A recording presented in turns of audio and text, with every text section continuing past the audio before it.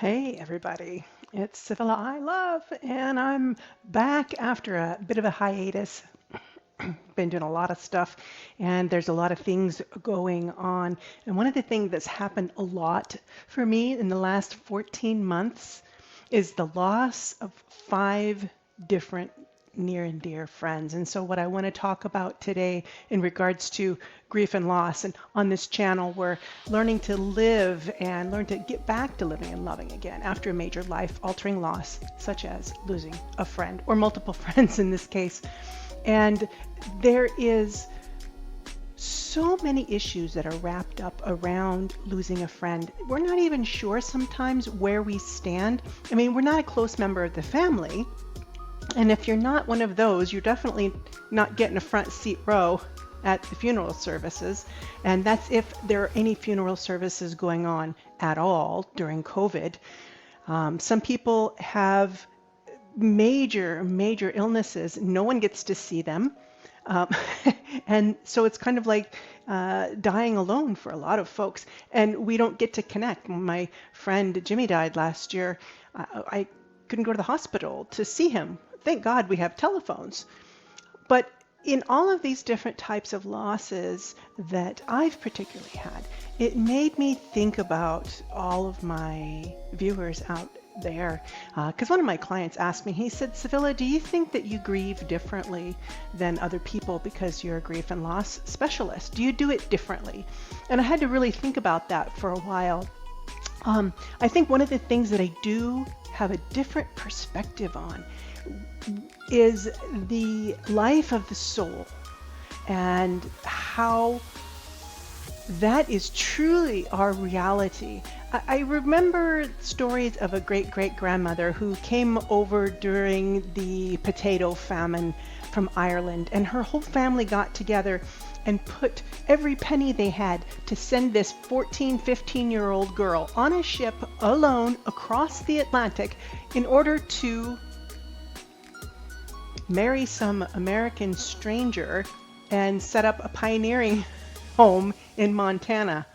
I can't even imagine what that poor girl's life was like.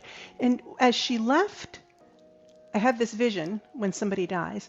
I had this vision of that great-great-grandmother being on that ship and all of her family on the shore saying goodbye to her, and her saying goodbye to the family. And then they all have to thereafter live on the foundation of trust that she's okay. You know, just there's this comfort in this sense of knowing, well, at least they're alive over there, you know, in America, you know, in a world that I'll never ever see in my lifetime.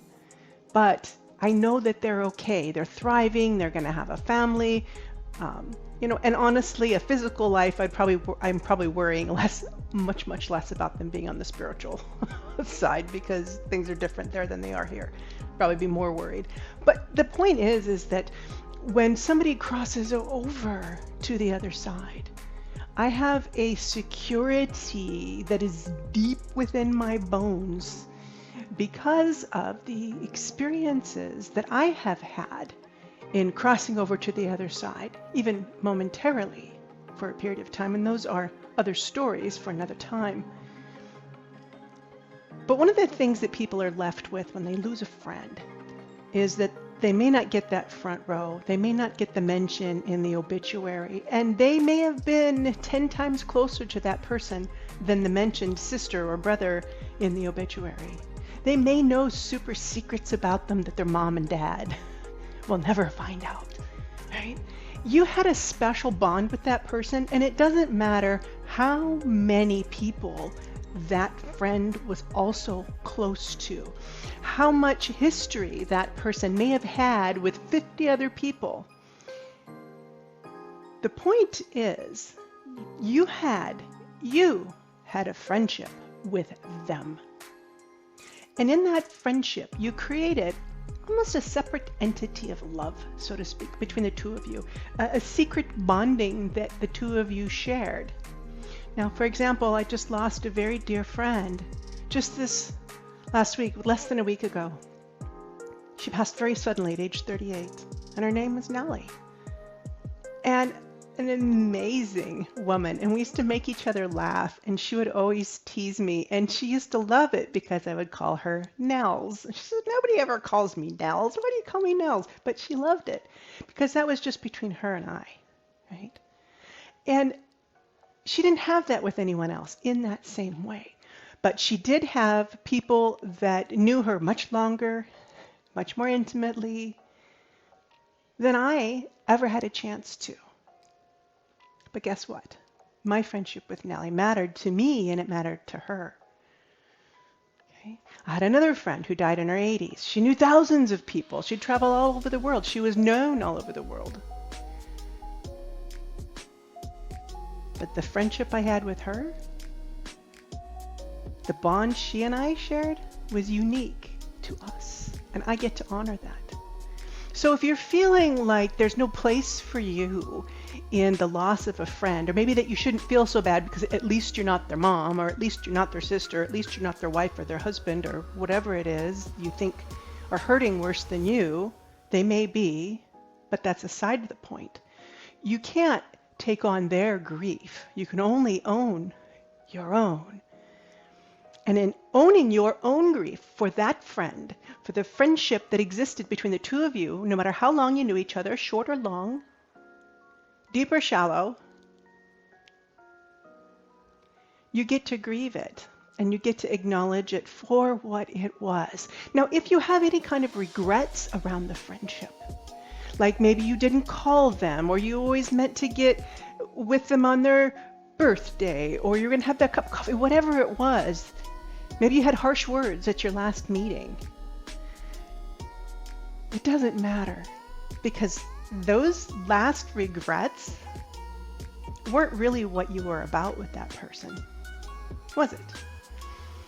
So when you think back on the friendship, if you have any regrets, what I would encourage you to consider is, what was it that you and your friend were about together? Were you having fun? Were you drinking beer? Were you work friends? Were you like sisters? Were you like brothers? Did you fight and make up? Did you just sit around and talk about boys, or just play baseball together? Whatever it was. What was it you were about? So when you carry some grief, or the grief of regret, I encourage you to let that go, because I'll tell you why. They didn't take it with them. They didn't take it with them, and they still remember you. They know you. You are bound by love with your friend forever. And when it's your time to cross over, what you're going to reconnect about is that bond of love that defined what you were about. Now, if you were up to no good with them, we may not take the naughty behavior with us, but we'll take the love, the joy, the fun, the memory of it. We get to keep that. And you get to keep it too. So you can speak the person's name. Don't be afraid to talk to the family about this friend that you lost. Don't be afraid to call on their birthday or holidays or any of those times, because people want to know that that loved one has not been forgotten. So don't be afraid of upsetting them, unless of course they tell you not to talk about it. But even in some cultures where people are afraid to talk about them, they still want to know. They still want to know that their son or daughter or brother or sister or wife or husband hasn't been forgotten. And to be able to remember those good times. I remember when Joe did this, or, I remember when Michaela did that, and share it. Share your stories, write them down, and talk to your loved ones on the other side. Let them know what you think. And if you feel like you need to apologize for something, do it, because they can hear you. If you see something that reminds you of them, think of them.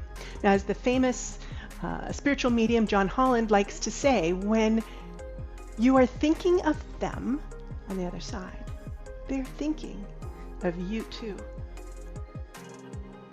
So the questions asked to me, do I grieve differently? I grieve deeply. And I try to take that and I try to use that for the betterment, the development of my soul, to remind me that this journey here on this earth is a round-trip ticket. Round-trip ticket. Do you get what that means? This body is not who we are. And that's always what I like to share out on this channel. When we look in the mirror and we say, who are you? I ask you, who is it that's asking, who are you? Are you one or are you two? What I propose is that we are one. We are energetic beings, spiritual beings. We're souls having human experiences, and that our loved ones that have crossed over have transformed. And yes, we get to grieve the loss of them not being here. And we get to speak their name. And we get to celebrate the friendship. And we get to call a family, or have a party, or have a glass of wine or milk or whatever you like to share. Celebrate them and remember them. And know that when you do, they are with you as well, and that your friendship mattered.